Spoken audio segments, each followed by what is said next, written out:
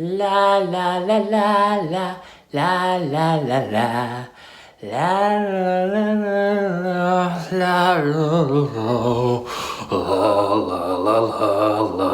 la la la. Hey folks, Nick Culbertson here, and this is some of the best and worst advice for game developers. The catch is that you have to decide which is best and worst for you. So let's get started. When you're starting out, you should keep your game idea really small. And the reason for this is you're gonna learn a ton about marketing, programming, and all the skills that go into making and releasing a game. And it's gonna increase your likelihood of being successful with subsequent releases because you'll be armed with the power of how to do this properly. You're now armed with the knowledge, and knowledge is power. You'll see so much growth as opposed to you spend all your time on one project, you release it, and oh no, I didn't know how to market anything. So yeah, take this advice. Start really small. And when I say small, I mean something like one screen, one or two mechanics in the game, and you could almost think of it as a micro game.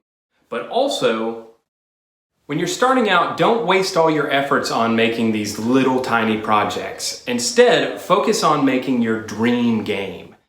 You don't know how long in the future you're going to have to be working on new projects, so you might as well seize this opportunity, make the most of it, and create this artistic vision that you've been carrying with you for so long. And hopefully the market will reward that, because there are so many games out in the marketplace right now. People want to see something truly unique that you've put thought into and developed over time. So don't waste your time with the fluff. Create this big project that you have in your mind, or else you're wasting yours and everyone else's time. When you're making your game, you should stick to what you know best. Maybe you're a programmer or an artist and you can delegate out the rest. So if I'm a great programmer and you're a great artist, we can come together and make a collaboration that's something better than either one of us individually could make. Two heads are better than one. Yes, you could do all the things, but really you're spreading yourself too thin, and those skills aren't really going to serve you as well as really doubling down on what you're doing best and then leveraging the other skills that other people can bring to the table. And if you're not comfortable working with other people at this point, you can also use some of these third-party asset stores like the Unity Asset Store. Say I'm an artist, I could get a platformer programming pack. So then I get to take that code, I can implement it into my project, and I can focus on what I do best, which is art and music, and then not waste my time trying to fill all the different categories to their best ability. Marketing might be another one of these things. Those are kind of what I see as the four pillars are marketing, art, music, and coding.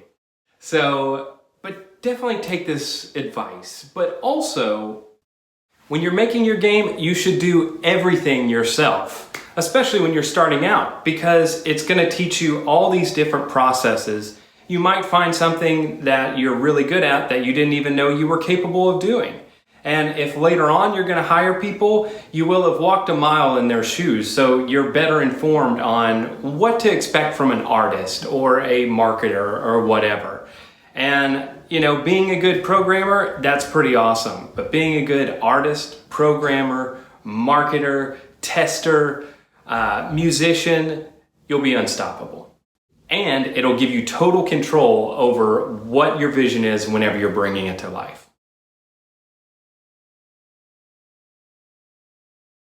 When it comes time to market your game, you should start as early as possible. And by doing this, you'll start to grow a following and generate some hype behind the project that you're going to be putting out. And this is going to be super valuable once it finally comes time to launch your game, because you're going to have people who will be there early to download it, solidifying your rank on the charts and also where you show up in the search algorithm. Super important. But also, when it comes time to market your game, don't share a thing about it until the game is already released in the market.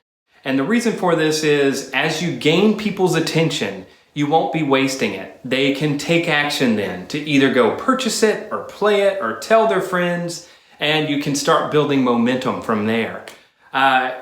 Otherwise, you will dilute the market's interest if you're telling people about it too early and they can't do anything. So instead, treat it like it's a grand reveal of a package that's first being opened. And don't waste this valuable first impression opportunity you have with people. So, if the game's not ready, your marketing's not ready.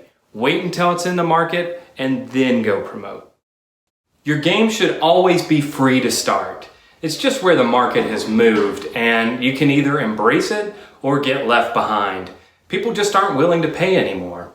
But also, your games should always be paid.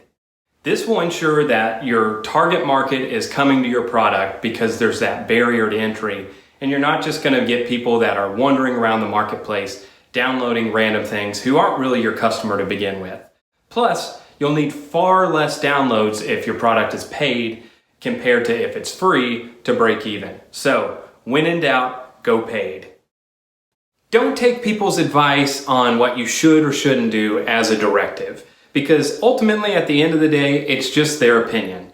And their circumstances, their personalities, their skills, the market timing, all these factors play in to making it a very incomplete and subjective answer whenever someone is telling you how you should behave in the market. It can be useful for quantitative research, I guess, if you get a lot of opinions, but ultimately you have to do what's best for you. And while, yes, it is tempting to try and search out a formula, a lot of times there aren't. The formula is what worked for them, may not work for you, and also it may not have worked for them the way that they are recalling that it worked. It's only in revisionist history that we're able to look at the circumstances of what got us to where we are and say, oh yeah, because I did these things, it worked out.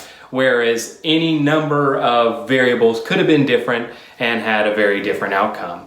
So ultimately, their opinions say more about them than what they say about you. Other people's opinions. This is about you, your life, and your decisions. So you're the one who has to live with them at the end of the day. But also, you should always take advice from experts, the ones who have been most successful, because those are the ones who have already stepped in these potholes, and they're going to show you steps to avoid going through the same mishaps they've had. Don't take my word for it, take their word for it. This has been some of the best and worst advice for game developers. Some that are the best for you will be the worst for others, and vice versa. So, thanks for watching. Hope you enjoyed the video. Be sure to blah blah blah, blah blibbity blah, blah blah blah. See you next time. Thanks for watching. Blah blibbity blah. I don't have no teeth. Thanks for watching, kids. You know what to do. Like, subscribe, and let me hear in the comments what your favorite flavor of non-fat dairy yogurt is.